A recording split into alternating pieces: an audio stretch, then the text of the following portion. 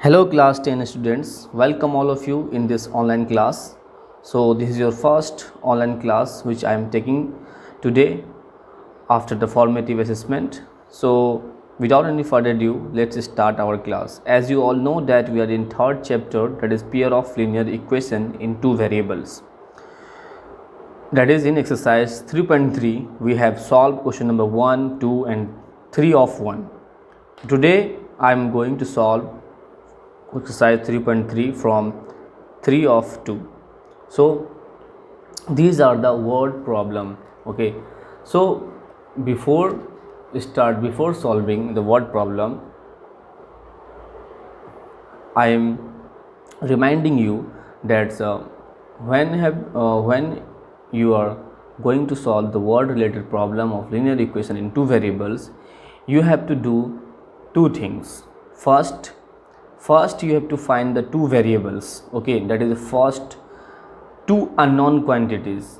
आपको पहले दो unknown quantity को find करना है, उसके बाद आपको क्या करना है, two statements. You also have to find the two statement, two variable for what, x and y, because you are solving that is a linear equation in two variables. That why you have to find the two variables. Okay, that is two unknown quantity in a word problem.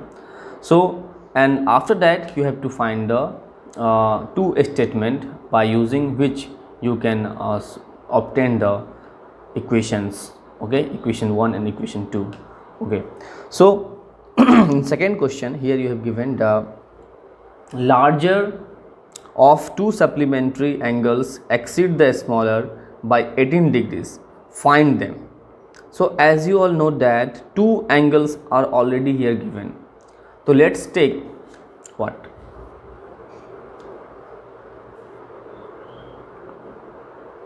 Question number 3 of 2. Let's take what? Let one angle is x degree and other angle is y degree. है ना? How do you know that you have to let one angle and here is two angles? Because here is given two supplementary angles. And what do you know about the supplementary angle? Supplementary means what? According to question, when the sum of two angles, that is x and y, sum of two angles is equal to 180 degree, then these angles are said to be a supplementary. Okay.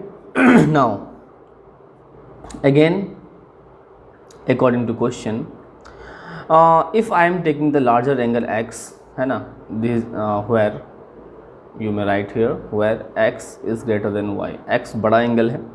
So supplementary angles, the larger means what, x, I am taking a larger angle, exceeds the smaller by 18 is what, बड़ा है, कितना बड़ा है, 18 बड़ा है किससे, y से, smaller से.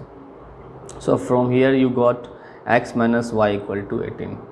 So this is your equation number 2. This is your equation number 2. Okay. Now adding 1 and 2. Adding 1 and 2. Now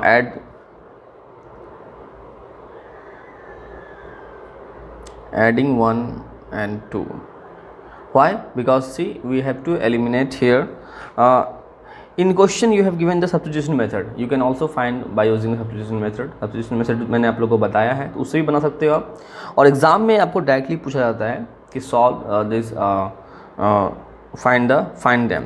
आपको यहाँ पे कहीं नहीं लिखा रहेगा कि सब्स्टिट्यूशन से करो. अगर आ गया तो आपको सब्स्टिट्यूशन से करना है, अगर नहीं आया तो ठीक है.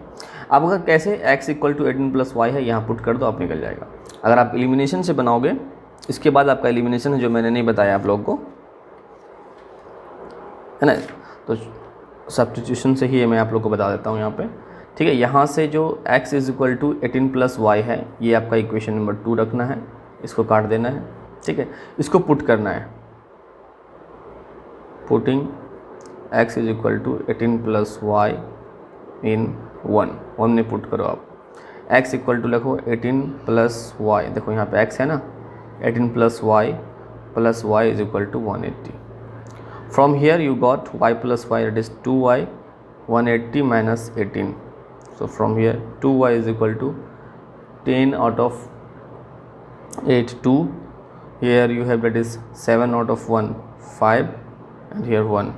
Okay, so देख लो एक बार अच्छे से. 10 out of 8 2, 7 out of 1 6. Okay, and here 1. Now 2 8 जा 2 1 जा. So y is equal to 81. कितना आ गया बच्चों? 81 आ गया. अब आपके पास क्या है ये वाला इक्वेशन में y is equal to 81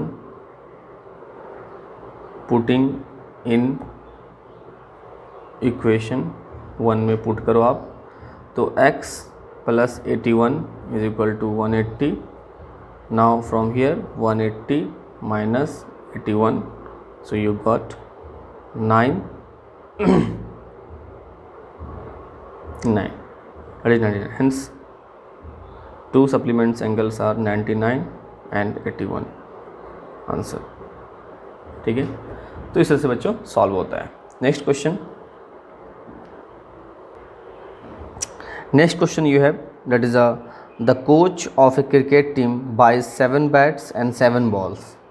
Okay, 7 bats and 7 balls for rupees 3,800. Later she buys 3 bats and 5 balls for rupees 1,750. Find the cost of each bat and ball. So here you have again two variables. What? Here find the cost of bat and ball. That is bat, the cost of a bat is one variable, then the cost of a ball is other variable. And what are the two statements here? See, first statement is this and second is from this.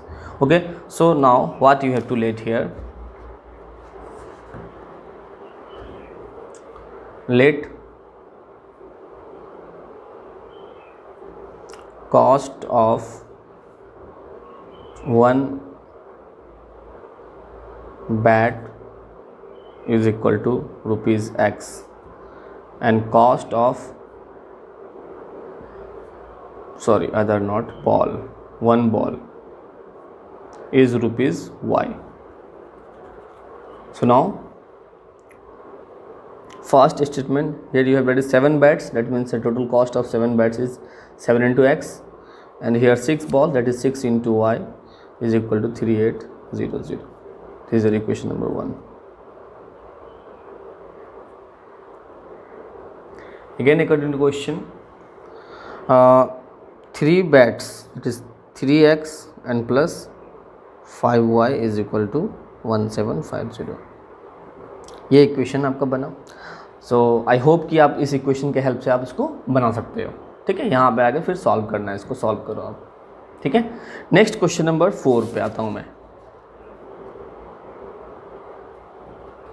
देखिए question number 4 जो बोल रहा है, एक question number 4, the taxi charges in a city consist of a fixed charge together with the charge for the distance covered. For a distance of 10 km, the charge paid rupees 105, and for a journey 15 km, the charge paid rupees 155. What are the fixed charges and the charges per kilometer? दो चीज़ें यहाँ पे पूछ रही है आपको, एक fixed charge और एक चार्ज पर किलोमीटर. तो क्या है, taxi charge in a city consist of a fixed charge together. Fixed charge भी लिया जाता है आपके साथ और with the charges for the distance, और जितना डिस्टेंस आपने चला उसका भी किलोमीटर. अगर आप सपोज़ को 10 किलोमीटर चल रहे हो, तो अगर सपोज़ करो कि आपका फिक्स्ड चार्ज 5 रुपीज़ है, तो वो 5 रुपीज़ लेगा ही, प्लस अगर आपका चलो एडिशनल चार्ज पर किलोमीटर 10 रुपये पर किलोमीटर चार्ज कर रहा है, तो 10 इंटू 10 वो 100 रुपीज़ प्लस 5 रुपीज़ वो 105 लेगा ही. तो इस तरह से आपका बनता है. तो दो यानी कि आपको फिक्स्ड चार्ज जो है लगना ही है, at the any cost fixed charge लगेगा ही. तो इस तरह से आपको क्वेश्चन को सॉल्व करना है. फर्स्ट आपको क्या गिवन है, लेट फिक्स्ड चार्ज नहीं दी हुई है, इसको भी निकालना है. Let fixed charge be X, and additional charges बोलो उसको, सॉरी, या फिर डिस्टेंस पर डिस्टेंस चार्ज, यानी हर एक डिस्टेंस का चार्ज क्या लगेगा, y रुपीज़, है ना। तो दोनों के केस में अकॉर्डिंग टू क्वेश्चन, पहला क्वेश्चन बोल रहा है 10 किलोमीटर चला वो, तो x फिक्स चार्ज तो लगेगा ही आपको, प्लस होगा किसमें, 10 किलोमीटर चल रहा है, पर किलोमीटर का आपके पास y है ना, पर डिस्टेंस का, है ना। तो y किलोमीटर, y रुपीज़ है तो 10 इंटू y हो जाएगा, और ये रुपीज़ कितना हो रहा है आपको, ये रुपीज़ हो रहा है 105। ये आपका इक्वेशन नंबर 1 बन गया। Again according to question, x तो लगेगा ही आपका, 15 किलोमीटर चल रहा है तो 15 इंटू वाई और आपका 155 आएगा। अब इस तरह से सॉल्व करके आप इसको इजीली फाइंड आउट कर सकते हो। उसके बाद फाइंड आउट करने के बाद जब x और y निकल जाएगा आपका, फिर यहाँ पे बोल रहा है how much does a person will have to pay the distance when distance cover 25 kilometre. तो 25 के लिए आप निकाल देना जितना आएगा आंसर, ठीक है। तो इस तरह से 25 को y से करना और फिर जो x का वैल्यू आएगा वो भी प्लस करना, इससे फिर निकल जाएगा, ठीक है। अब question number 5 is based on the fraction. जब भी आपके पास क्वेश्चन आएगा फ्रैक्शन का तो आपको लेट करना है दो चीज़। क्या लेट करना है आपको, लेट करना है, यहाँ पे देखो दो चीज़ दी हुई है यहाँ पे, a fractions become 9/11 if 2 is added to the both the numerator and the denominator, if 3 is added to the both numerator and denominator it will become 5/6। Find the fraction. तो फ्रैक्शंस निकालने के लिए जब भी आपको बोलेगा, फ्रैक्शन निकालने के लिए जब भी आपको बोलेगा तो आपको दो चीज़ लेट करना है। Let the numerator be x and denominator be y। So according to question first क्या बोल रहा है कि अगर 2 is added to both numerator and denominator, दो अगर आप ऐड कर दो, देखो यहाँ पे 2 is added to both the numerator and denominator, दो अगर ऐड कर दो दोनों के साथ, तो क्या होता है, फ्रैक्शन बिकम 9/11। तो जब मैं 2 ऐड करूँगा तो इससे फ्रैक्शन क्या बनेगा, x/y बनेगा। दोनों के साथ 2 ऐड करूँगा मैं तो क्या बन जाएगा आपके पास 9/11।